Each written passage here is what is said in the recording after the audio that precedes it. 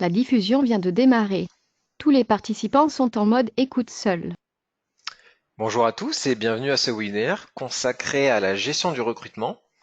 Je suis Christopher Vandorme, consultant projet et développement au sein de la société Hello Digital Office France. Alors pour resituer rapidement le contexte, donc nous sommes éditeurs de la suite logicielle de gestion électronique de documents Hello. Au sommaire aujourd'hui, donc nous dévoilerons les 5 étapes pour optimiser la dématérialisation du processus de recrutement. Alors ces points seront abordés à la fois sur un plan théorique avec donc cette présentation, mais également de manière concrète avec un scénario complet de démonstration.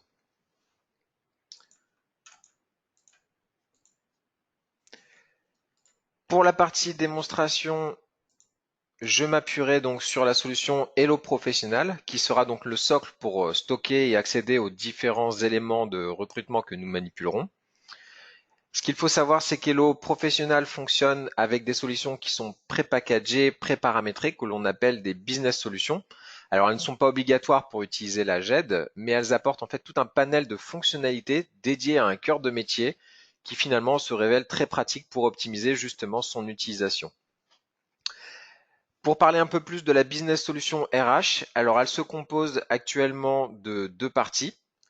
Donc, il y a la partie dossier du personnel, et également donc la partie recrutement que nous allons voir un peu plus en détail aujourd'hui.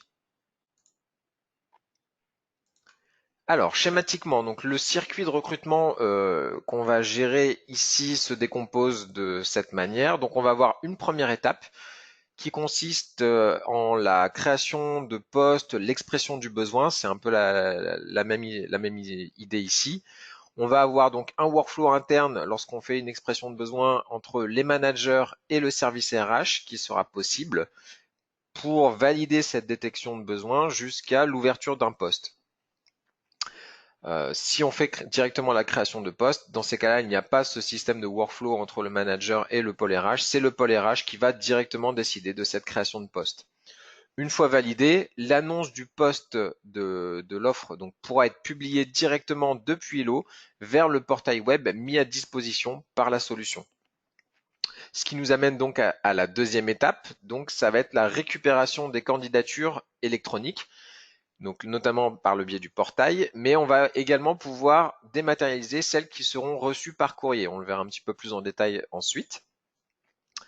Pour arriver ensuite à la troisième étape, donc qui sera la sélection des candidats. Donc ici, on va avoir à disposition des workflows de sélection, des grilles de notation aussi, qui permettront de cadrer un peu plus les critères de sélection des candidats.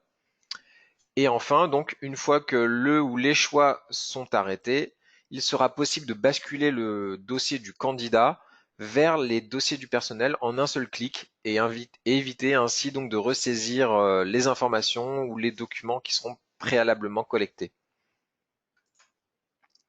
Ce que l'on va voir aujourd'hui un peu plus en détail, c'est tout ce qu'il y a dans le cadre rouge, puisqu'effectivement, la partie dossier du personnel concerne l'autre business solution RH qui est disponible également sur notre site YouTube si vous souhaitez voir un peu plus en détail ces informations-là. Alors, la première étape, la création de poste. Donc, pour resituer un petit peu par rapport au schéma, donc on se trouve sur cette première brique. La création de poste, elle va se formuler de plusieurs manières. On va avoir soit l'expression du besoin, donc qui est un bouton accessible au manager d'équipe. Ça va être donc un formulaire dédié qui va permettre d'envoyer par workflow la demande auprès du pôle RH, qui pourra valider ou non cette demande. La création de poste, c'est exactement la même chose, sauf que ça démarre directement du pôle RH et donc il n'y a pas ce système d'aller-retour et de validation avec le manager en question.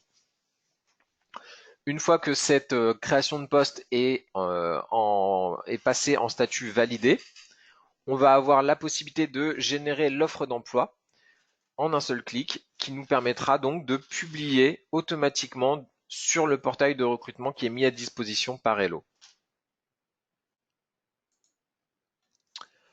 Le deuxième point, donc la gestion des candidatures. Donc une fois que notre offre est publiée sur le portail et qu'elle est publique, on va être en mesure de pouvoir collecter les candidatures. Alors, tout ça va se faire de manière complètement transparente pour les utilisateurs de la solution Hello, puisqu'en effet, un candidat va pouvoir donc s'inscrire sur le site internet donc de recrutement, va pouvoir postuler et son dossier va automatiquement être transféré dans Hello au même titre que celle que vous aurez enregistrée de manière manuelle, donc tout simplement les profils papier.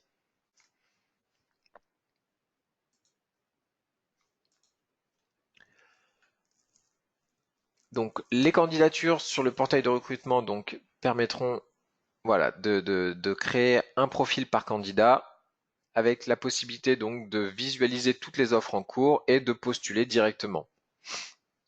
Les candidatures mail ou papier, elles seront également traitées par le pôle RH et pourront être dématérialisées jusqu'à 100%. Il existe aussi la possibilité de stocker les candidatures spontanées qui seront cette fois-ci non plus rattachées à une offre mais à un pool de talents. Là, dans ces cas-là, en fonction du profil, les candidatures pourront être conservées plus ou moins longtemps et rattachées à une future offre qui sera générée.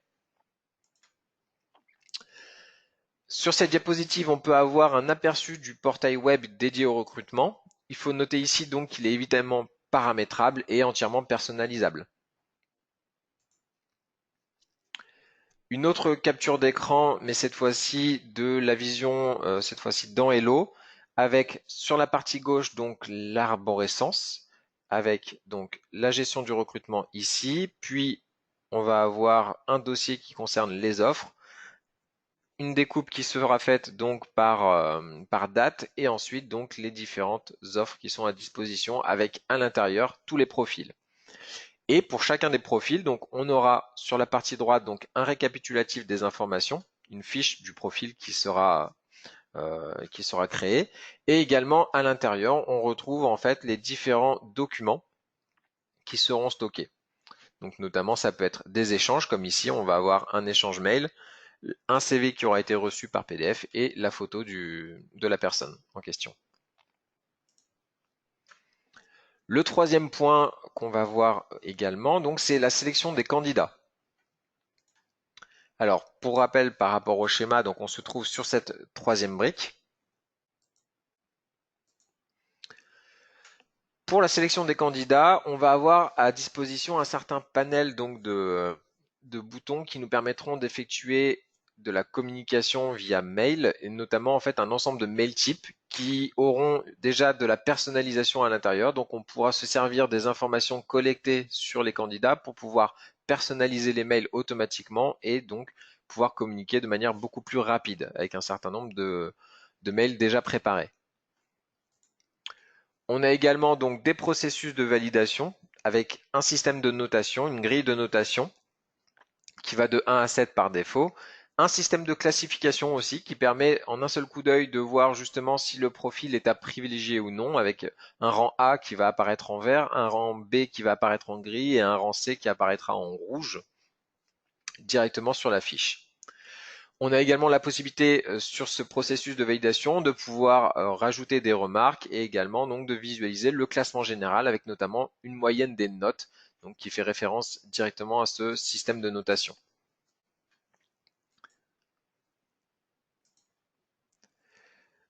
Une capture d'écran qui permet un peu de mettre en avant donc ce que je viens de vous décrire. Là on voit donc effectivement sur la partie haute donc le classement général qui correspond tout simplement à la moyenne de l'historique des évaluations qu'on peut voir tout en bas. Ce qui peut être fait d'ailleurs sur plusieurs questionnaires, hein. Il y a un certain nombre de questionnaires qui va être prévu par défaut, mais on peut bien sûr en rajouter, l'envoyer à d'autres personnes, etc. pour augmenter en fait l'évaluation et ensuite une moyenne va être pondérée automatiquement. On a sur la partie centrale aussi les éléments de commentaires qui est cette fois-ci une zone qui est totalement libre où vous pouvez mettre tous les commentaires que vous souhaitez. Le quatrième point, donc les tableaux de bord, le tableau de bord d'ailleurs même. Donc on est toujours sur cette partie sélection, mais là on intervient sur la fin de la sélection. On va avoir cette fois-ci donc une vue d'ensemble des candidats avec un tableau de bord qui est entièrement interactif.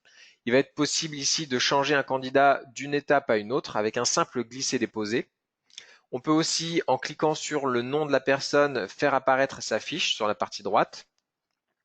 Et donc cette vue synthétique est finalement très pratique lors de la prise de décision. Le dernier point, l'embauche. Donc là, on va basculer en fait en dehors de la business solution recrutement pour basculer vers les dossiers du personnel. Ça va se faire en un seul clic.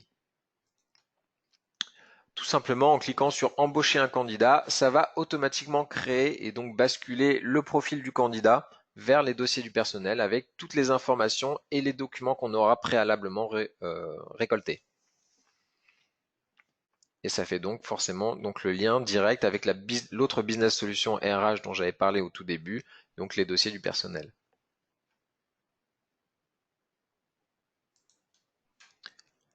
Démonstration, donc ce que je vous propose, je vais basculer sur mon environnement de démonstration pour vous illustrer un petit peu tout ça.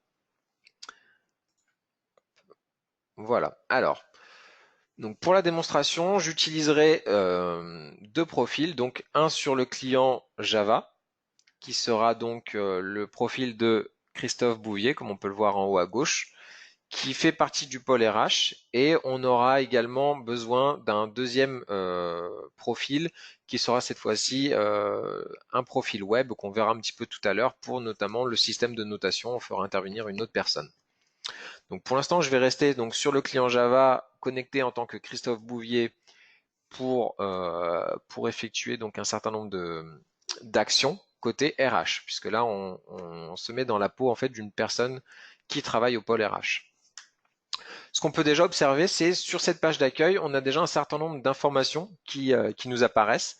Donc notamment sur la partie gauche, on va avoir des actions, des boutons qui vont être disponibles, notamment un bouton d'action pour créer une nouvelle candidature, des boutons de raccourci pour accéder directement aux archives, mais centrés cette fois-ci sur uniquement la gestion du recrutement, et également donc la possibilité de visualiser un tableau de bord, donc notamment celui dédié au recrutement. Sur la partie centrale, on va retrouver le fil d'actualité.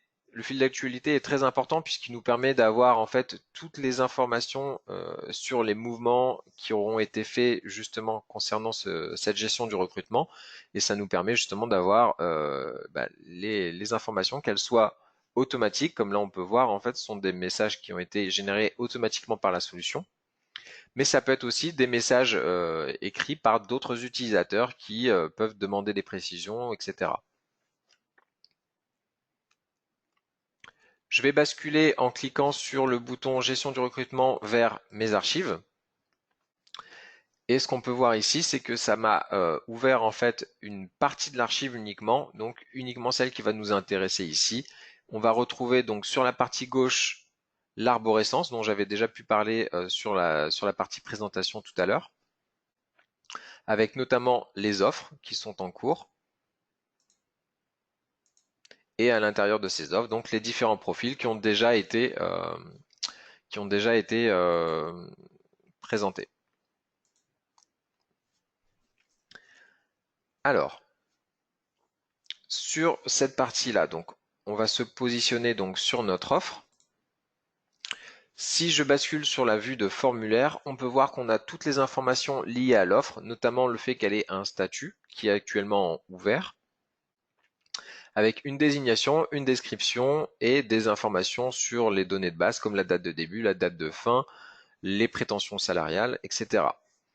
Ces informations-là vont également se retrouver sur le portail. Donc si je bascule cette fois-ci, hop, on va prendre le portail. Si je bascule sur le portail, on peut voir en fait ici l'offre en question avec les informations dont on a pu parler. Et on verra donc que les personnes peuvent postuler. Donc je reviens ici. Ce que je vous propose, c'est qu'on crée directement un nouveau poste. Donc là, je suis sur l'onglet recrutement et j'ai un certain nombre d'informations et d'actions qui sont disponibles. On va tout de suite essayer donc la création d'un nouveau poste. On va mettre donc une désignation.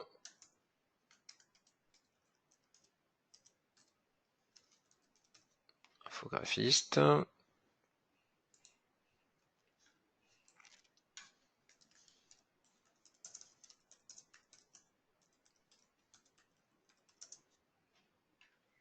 Voilà, on va laisser à plein temps. Le poste est à pourvoir pour début octobre. Le demandeur, donc, c'est automatiquement renseigné, donc Christophe Bouvier, parce que je suis connecté en tant que Christophe Bouvier.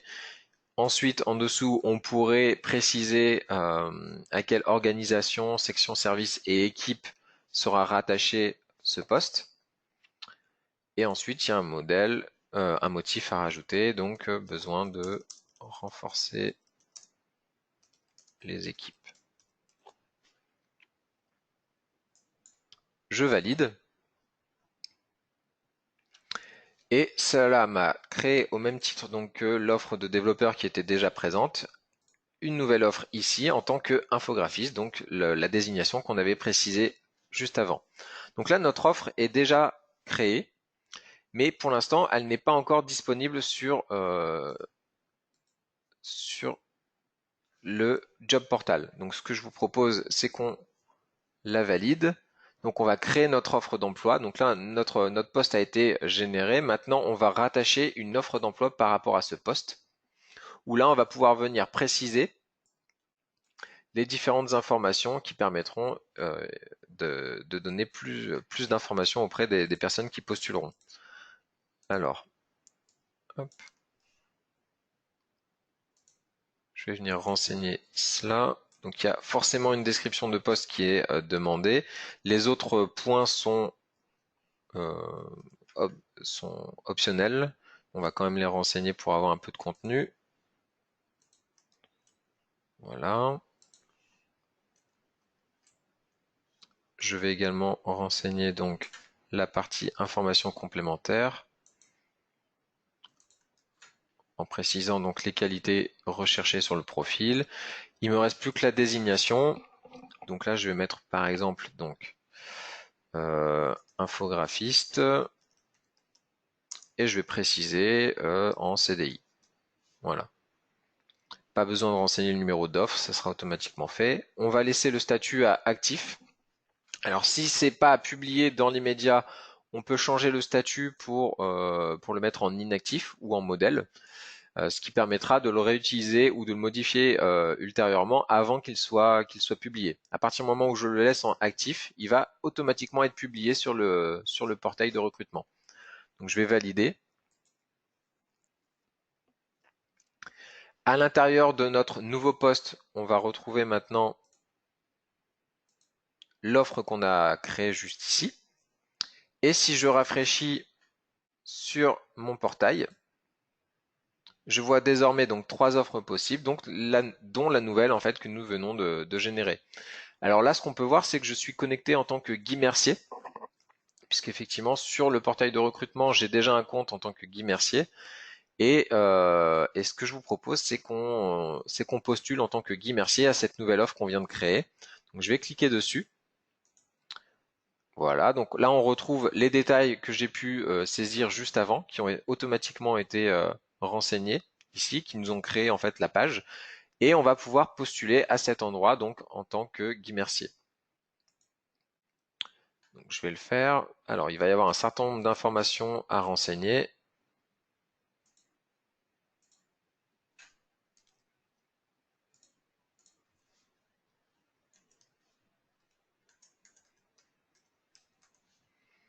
Voilà.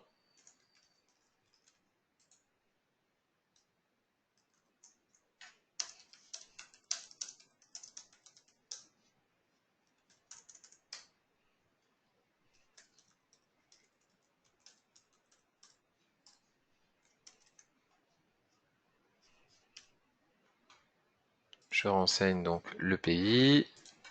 Je bascule donc sur le deuxième.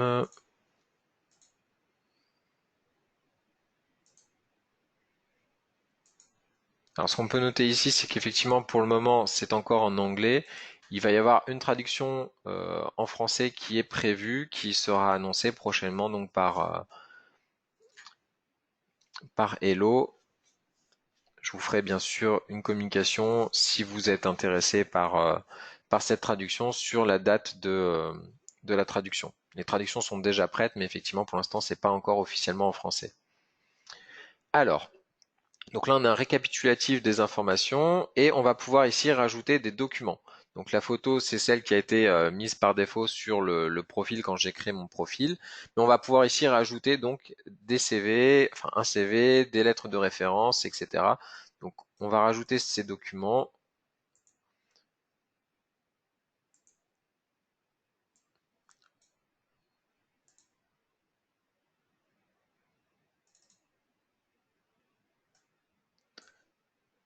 Assez facilement en faisant tout simplement un glisser-déposer.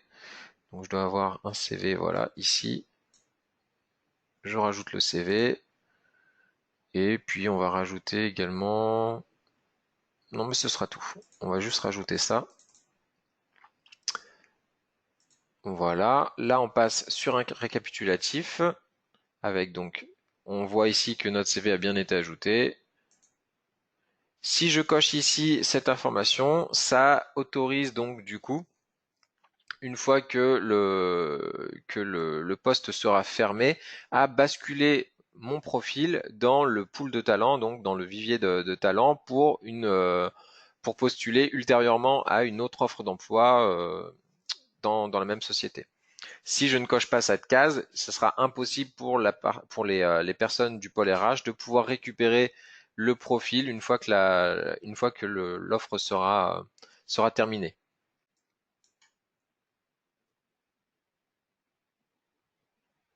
Voilà, donc là ça a été fait. Je vais rebasculer donc cette fois-ci dans le rôle d'une personne du pôle RH et on va pouvoir normalement voir, voilà, ici dans la partie infographiste, on peut voir ici donc que le profil de Guy Mercier a automatiquement été rajouté et on peut voir également que donc là déjà on a sa fiche récapitulative qui apparaît ici avec toutes les informations qui ont automatiquement été renseignées, mais on va également pouvoir visualiser le CV donc qui aura été rajouté sur, sur le portail web. Donc ça, c'est la manière dont est gérée les candidatures à partir du portail web. Bien sûr, vous ne recevrez pas forcément l'intégralité de vos candidatures par ce portail. Vous pouvez aussi en recevoir par mail ou par courrier. Dans ces cas-là, il est possible également de les créer dans Hello avec le bouton situé ici qui s'appelle Nouvelle candidature, où là, en fait, on va pouvoir manuellement créer le profil renseigné. Donc, voilà. Je vais créer de manière manuelle le profil.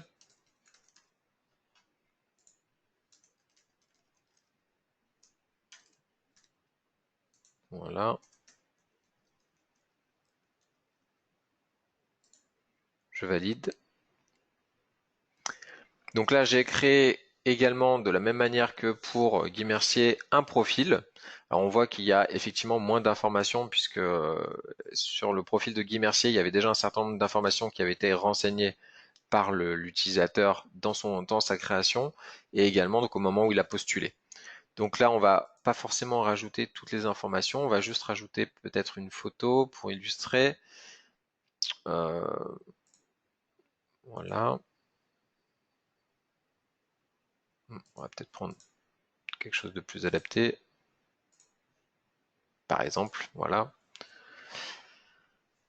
Donc là, on est venu rajouter donc la photo. On voit qu'elle apparaît directement sur la fiche récapitulative. On voit également ici un message qui a été généré dans le fil d'actualité pour les autres personnes, comme quoi donc le profil a été déposé et qu'une nouvelle photo a été également déposée dans le profil. On pourrait venir renseigner d'autres informations, comme par exemple l'adresse de la personne, ce qui nous servirait à lui envoyer un courrier si on a besoin, ou autre. Alors, maintenant qu'on a créé donc nos deux types de profils, on va pouvoir passer sur la partie évaluation. Et notamment, donc par exemple pour Dupont Jeanne, on va faire une évaluation concernant les documents Alors, avant de faire ça, ce qu'on va peut-être pouvoir voir, c'est qu'ici, on a uniquement une photo, donc il nous manque peut-être des informations. On va faire une demande de précision. Donc là, on va utiliser la partie communication pour pouvoir compléter le profil. Donc là, on peut dire par exemple que le CV est manquant. Et si je clique dessus, vous voyez en fait ici, il y a un mail type qui a été généré avec directement déjà de la personnalisation. On voit que ça a été récupéré, donc le nom de la personne pour personnaliser le mail. Donc nous indiquant ici que dans ce mail type, le CV est manquant et qu'il faudrait l'envoyer. Donc je valide. Et ce qu'on va pouvoir observer, c'est que cet échange a automatiquement été stocké aussi dans le profil du candidat. On peut faire la même chose, par exemple, pour Guy Mercier, où là, on voit que Guy Mercier avait mis un CV mais n'avait pas mis de lettre de motivation. Donc on va faire la même démarche, demande de précision. Cette fois-ci, c'est la lettre de motivation qui est manquante. Et là, on peut voir à peu près la même chose, sauf que le mail type n'est pas exactement le même. Là, on est dans l'attente d'une lettre de motivation. Et on a également la personnalisation qui a été modifiée, donc qui n'est plus pour Madame Dupont, mais pour cette fois-ci pour Monsieur Mercier. Je vais valider également ce message. Le message a bien été envoyé. Et si je regarde dans les mails, donc j'ai les mails de Guy Mercier et on peut voir ici donc à 11h28, donc c'est-à-dire à l'instant, on a reçu un mail donc provenant du job portal qui nous indiquait donc que la candidature est portée à un intérêt et qui sont dans l'attente donc de la lettre de motivation. Donc on va pouvoir à partir de là envoyer donc la lettre de motivation et tout simplement l'ajouter ensuite de la même manière qu'on a fait pour le profil de Jeanne Dupont. On va pouvoir également ajouter la lettre de motivation une fois qu'elle sera reçue en la faisant tout simplement glisser-déposer. Je valide et voilà. En quelques clics, on a rajouté notre lettre de motivation et on est venu étoffer en fait le profil du candidat. Alors, maintenant qu'on a un candidat qui a un petit peu plus d'informations, on va pouvoir tester les évaluations, notamment par exemple sur la partie de documents. Et on va demander en fait de valider ça auprès donc de la personne qui travaillera avec, qui sera son manager, donc auprès de Sandra Renz. On a déjà des critères d'évaluation qui ont été mis par défaut. On peut en rajouter manuellement, on peut les modifier. Donc ça, ils sont personnalisables. On peut aussi les paramétrer pour que par défaut, d'autres questions soient directement proposées. Ça, c'est tout à fait envisageable aussi. Mais on va laisser pour ici ce qui est prévu par défaut et on va démarrer l'évaluation. Voilà, donc là l'évaluation a été démarrée. On voit qu'un workflow ici a été lié à l'entrée, donc lié à notre profil candidat. Et si je bascule donc sur mon client web en tant que Sandra Renz, donc j'ai un client web qui est présent ici, où je suis connecté en tant que Sandra Renz, et donc en allant dans mes tâches, je vois qu'effectivement j'ai une demande d'évaluation de candidat, donc qui a été démarré par Christophe Bouvier il y a quelques secondes et qui me demande d'évaluer donc le profil de Guy Mercier. Je peux bien sûr avoir accès aux différentes informations donc de Guy Mercier en pouvant switcher ici entre contenu et candidat. Je vais rebasculer sur mon formulaire et je vais procéder à la notation de celui-ci et je laisse mon évaluation. La tâche a disparu ici de mes éléments à faire. Et si je rebascule donc en tant que Christophe Bouvier au pôle RH, que je rafraîchis ici mon interface, en allant dans la grille d'évaluation, je peux voir maintenant donc qu'on a un questionnaire document qui a été renseigné par un participant sur une demande et que l'évaluation moyenne de celle-ci est égale à 6, donc ce qui nous donne un classement général à 6 également. Je vais pouvoir rajouter des commentaires si je le souhaite ici et évidemment enregistrer pour que les informations soient stockées. Donc tout ça nous amène en fait à venir étoffer la grille de notation pour chacun des candidats pour ensuite arriver à la décision finale, donc qui va se faire notamment par le biais du tableau de bord. Donc là, je bascule sur le tableau de bord. Alors pour vous illustrer un petit peu la partie tableau de bord, je vais basculer sur une offre qui est un petit peu plus étoffée. Je vais rebasculer ici sur ma gestion de recrutement. Donc là, on avait créé nos profils pour l'infographiste.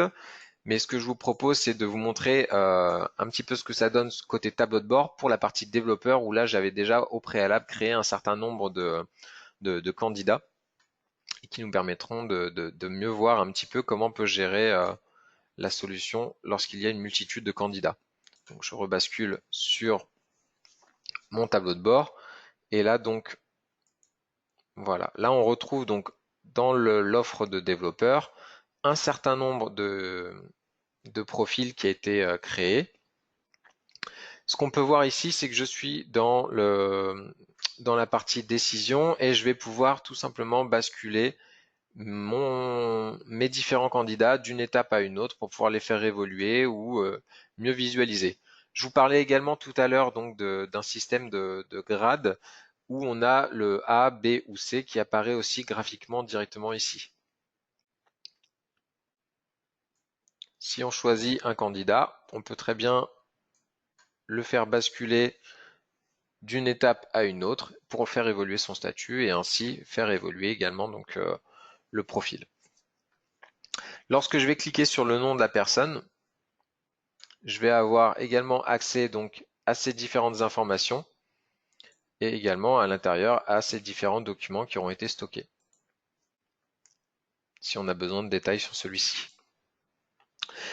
Sur la partie donc tableau de bord, on a cet élément visuel, mais on a également une vue en tableau. Donc là toujours sur ma partie développeur, où je vais pouvoir également donc filtrer, trier chacun des profils en fonction de mes besoins. Par exemple, on va pouvoir filtrer par rapport au statut ou alors par rapport au système de classement avec peut-être les meilleurs notés en premier et les moins bons à la fin. On va être aussi en mesure de pouvoir filtrer notre liste. Donc par exemple, si je commence à saisir les premières lettres d'un prénom, voilà, ça va me filtrer automatiquement ma liste pour me remettre que la personne désirée. Mais on peut également faire un filtre par rapport à d'autres informations, comme par exemple le diplôme. Donc si je commence à mettre MAST, voilà, ça me filtre également donc sur le profil qui a le diplôme recherché. Donc là, on va pouvoir déjà appliquer un certain nombre de filtres qui nous permettront de réduire aussi la liste de résultats. Petite chose aussi intéressante ici, on va être en mesure de pouvoir basculer un profil lorsqu'on est sur, alors je reviens ici, sur cette vue. Voilà, sur cette vue-là, on va pouvoir aussi basculer donc un profil, comme je l'avais dit tout à l'heure, d'une étape vers une autre, mais on est aussi en mesure ici de pouvoir déplacer vers une autre offre, un autre pool de candidats. Notamment par exemple lorsqu'on a des candidatures spontanées, je dois en avoir une ici, voilà, on va être en mesure de pouvoir les rajouter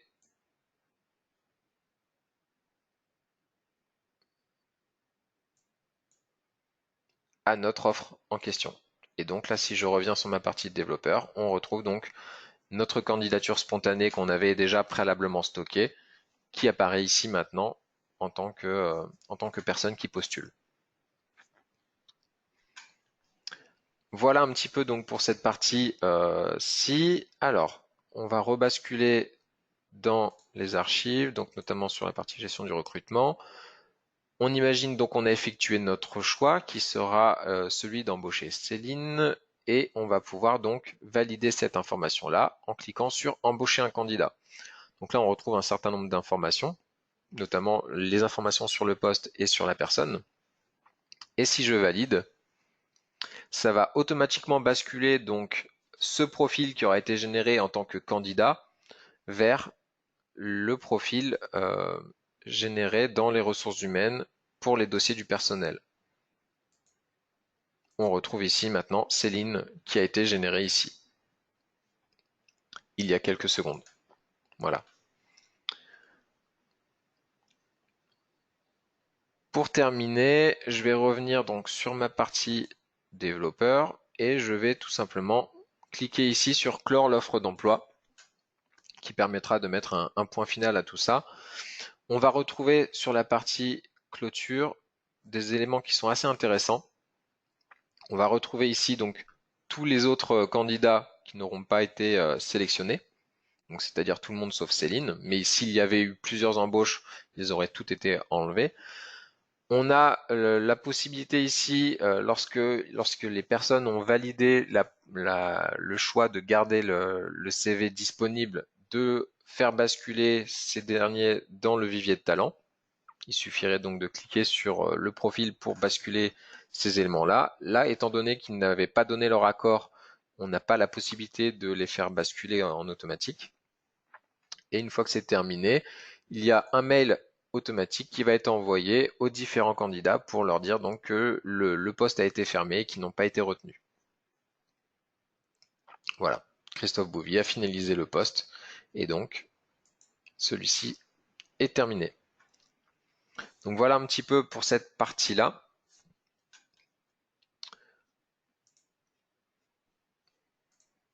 Hop, je vais rebasculer sur ma présentation pour vous donner quelques informations finales.